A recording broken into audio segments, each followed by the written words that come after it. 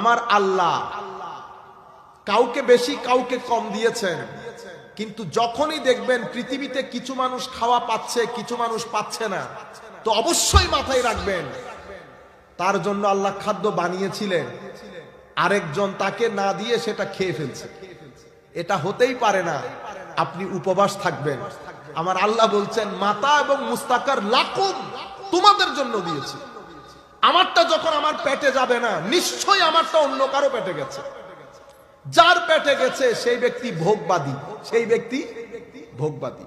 আমার আল্লাহ আমাদেরকে কি বুঝিয়েছেন জানেন? আমার আল্লাহ আমাদেরকে বলেছেন আওয়ালাম ইয়ারাউ আন্নাল্লাহা ইয়াবসুতুর রিজকা লিমান ইয়াশাউ ওয়া ইয়াকদির ইন্না ফী যালিকা লা